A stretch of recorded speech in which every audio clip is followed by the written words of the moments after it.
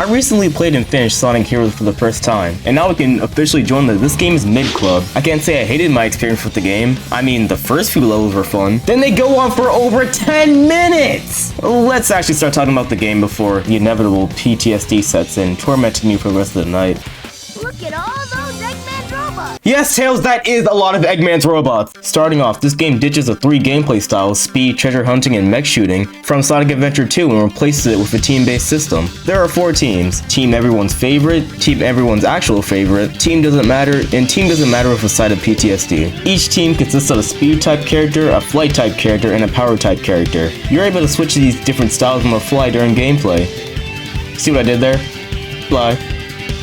Yeah, you can click off now. Speed characters are fast and have the quickest abilities to use. Flight characters can fly, shocker, and can take down flying enemies. Power characters are the best suited for combat and can break through blocks and stuff. There's also a level up system. Everyone starts at level 0 and can get to a max level of 3 by passing checkpoints and picking up these level up orbs. Speed characters get more damage by leveling up, and upon hitting level 3 they get to skip having to use the tornado move to attack certain enemies. Power characters just get a longer and more damaging combo when leveling up, and flight characters go from completely useless to oh god they're all dead. Now this seems like a solid system. Well, not when I'm going Mach 10 on a speed character and fall to my demise. To incentivize using the other formations, each one was heavily exaggerated. Speed characters couldn't stand on land if they were held at gunpoint. Flight characters, they just aren't fun. And power characters, you know, they're alright. Never mind, they're just as bad as the speed characters! These problems wouldn't matter that much to me if I didn't have to replay the game 4 times to complete it! Granted, there are slight differences between each team's campaign. Team Sonic is the normal mode, Team Dark is the hard mode, Team Rose is the easy mode, and Team Chaotix? We don't talk about Team Chaotix. Just throwing this out there, I don't hate this game, I just don't like it. But enough of me rambling, let's hop into the story. Team Sonic meets up with a letter from Eggman, telling them in 3 days he's gonna take over the world. Now, what if they got the letter on the 3rd day? Like, there were so many different ways to do this. We have email, Eggman! If you could put a GIF on a piece of paper, you could send these guys a text. Team Sonic, knowing they can't exactly let that happen, rushes over to try and stop him.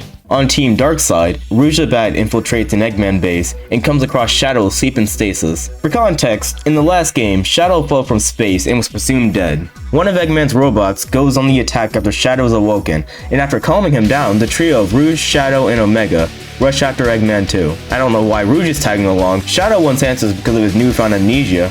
Hey, where'd you come from? And Omega wants revenge for having to sit there. Team Rose is chilling on a beach until they get news that Cream's child's brother, Chocola, and Big's frog, Froggy, have been kidnapped. Amy, being their good friend, tags along to help them find their friends. These team character introductions are so tiring. What do I have left?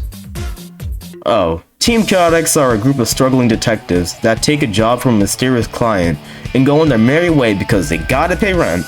I don't hate this team, but if I have to find another hermit crab, I'm going to go insane. There's nothing else really there story-wise. The teams meet up throughout the story to fight for whatever reason. Sonic apparently says it'll be a date to die for, which implies in between all of his friendship speeches, he's actually an edgy Hot Topic boy. Amy has yet to get a restraining order put on her, and these people accuse each other of wrongdoings more times than I can count. About halfway through each team's campaign, their data gets scanned unknowingly after a boss fight with a fake Eggman. The thing that scanned their data was Metal Sonic, and he uses the data later. At the end of each story, they meet up and face off with Metal Sonic, and assuming you already have all the Chaos Emeralds, if not, be prepared to hear this.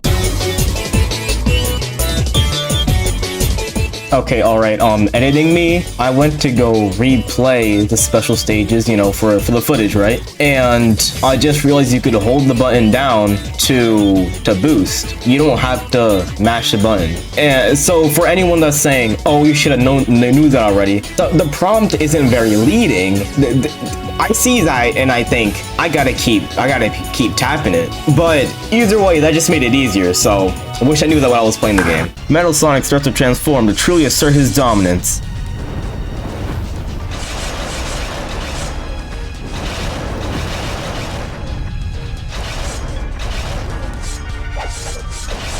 Give it a sec.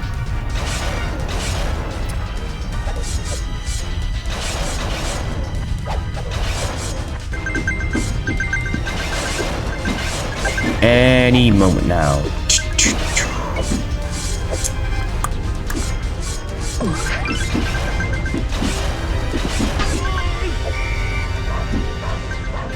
Now that he's done he's still going? Team Dark, Chaotix, and Rose make an attempt to weaken Metal Sonic, but using the data he collected, he brushes them off, and because the game is called Sonic Heroes, Team Sonic is everyone's last hope. Sonic goes into a super form while Knuckles and Tails get bubbles. They obviously win, and Metal Sonic questions what could have gone wrong and why you lost, and Sonic has one thing to say.